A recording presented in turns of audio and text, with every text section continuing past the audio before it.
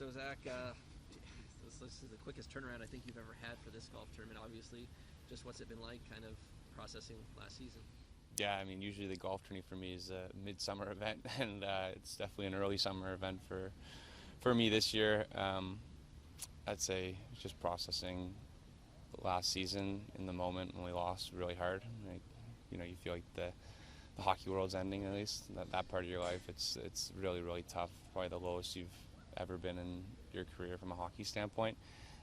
But I'd say a couple weeks after you reflect on it, and I think you gain a great appreciation for how special the run was, and how the whole city kind of came together, and we were able to battle out of a 3-0 hole, and something that we've done all year, just kind of the resiliency of the group. So it was a pretty special year. Obviously not the finish we wanted, but looking back now, a couple weeks out, you can really appreciate it. So losing in the Cup final is actually worse than losing in earlier rounds. It's funny. We talk about that with the guys after, when you're trying to kind of reflect and cope with what happened. It shouldn't feel that way when when you lose in the first round. You feel bad, but it goes away quicker, I would say, when you lose in the finals and you come back. I think if we would have got swept, we would have been like, oh man, we didn't deserve to win. We would have kind of maybe have been a little bit easier, but to go all the way and to come back the way we did, and to be within a goal, you can kind of just almost taste it, and it kind of gets ripped away. So that's a harder feeling in the moment, but then reflecting on it, obviously, it's a better feeling than losing early and not having a chance, because you can go into next year with the understanding that you're right there and you can do it. So it's exciting from that standpoint. Talk a little bit about what Jeff Jackson managed to do. I mean, he says he doesn't want to be the general manager. Yeah. And when all is said and done, your entire third line is back. Mm-hmm. You get Arvidsson, you get Skinner.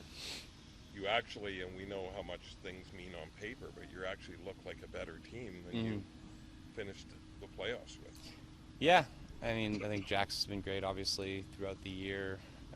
This year, working with Kenny and making moves, whether it be bringing in Knobber or bringing in other guys at the deadline. So I thought him and Kenny did a great job during the year. And then obviously, with Kenny leaving, Jack's kind of took the mantle and has done great, bringing in new guys, making our team better, bringing guys back. And I think it's also a testament to the team that guys are willing to come back on team-friendly deals and take discounts to try and win. And I think they see how special it is to play in Edmonton, and it's now becoming more of a destination to play, and that's really awesome to see. Can you talk a little bit about Skinner and Arvidsson and what they bring to the table? Sure. Well, Arvidsson, obviously we played against him about 3 playoffs in a row now, so he's a hard guy to play against. Goes to the net, scores greasy goals, scored 30 goals before, so I think he'll be a great player to add. And then Jeff, I actually played with Jeff growing up in minor hockey. We were the same age, so we played together for a long time, way back in the day. It's been a long time since we played together, but obviously watching him from afar and playing against him, really talented guy, and is a goal scorer, can score goals. So excited to see how the two of them mesh with our group. You do any recruiting to that extent? No, I hadn't talked to Jeff in a long time. We were I think we were like 8 years old when we played together. So, but I talked to him, so we were excited to rekindle chemistry. Any memories of that, Jeff or Zach? Of Jeff? Oh yeah, he was like, of course, he was one of the best players of our age growing up. He figure skated early on, and you can see the videos, and he was always had the best edge work. I remember as a kid, he was always like the smoothest skater. So. Throughout the run, Zach, is there something that you can point to now, looking back, as something you guys really learned, as something you take away from the run to bring into next year that maybe a year ago, at that time, you guys weren't aware of what it might have taken? Yeah, there's a lot you take away. Obviously, first and foremost, just that we can do it. Like we can get to the finals. We're good enough to be there. We're good enough to win. We got off to obviously a rocky start, and not many teams can come back from 3-0. So just don't put yourself in that position again. But and I think just the way we won games, I think that's the way you have to win games. You have to be able to win games in different ways, and I think we were able to do that whether it was outscoring the opponent, whether it was holding on and having our goalie steal a game, whether it was our penalty kill being unbelievable or our power play scoring. The more ways you can win, the more opportunities you have. Everything's so tight. What's been your sense of McDavid coming off the season? Like, he's such a competitor, you all are, but as your leader, kind of what's in his message, or what have you sensed from him since the season?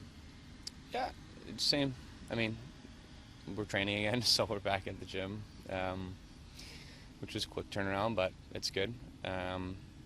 Just determined again. Like, I think we're all determined to win. Like, that's the thing. He wants to win more than anybody, and it's still fresh. Like, I think it's 3 weeks or something still. It's pretty. It doesn't seem like it, but it's only been 3 weeks. So he's been great. Yeah, just determined.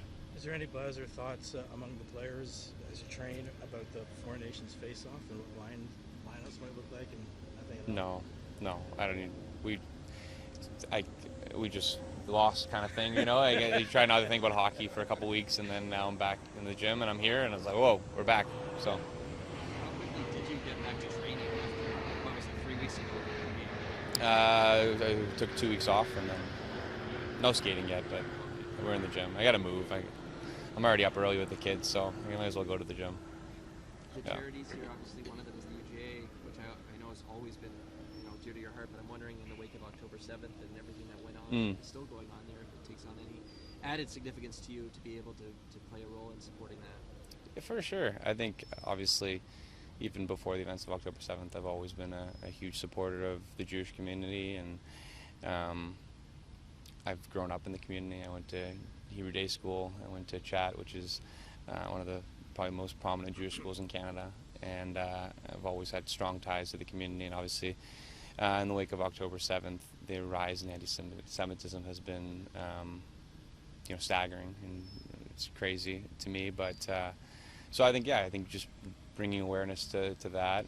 I partnered with the amazing work we do with children's charities as well, with Sick Kids, and now I'm introducing the Stollery, which is kind of the Sick Kids of Edmonton, and then Colby's Kids in honor of Colby Cave, his foundation. So we do a bunch of different things, and the UJA obviously is one of those, and I think it's important to be able to give back in different ways.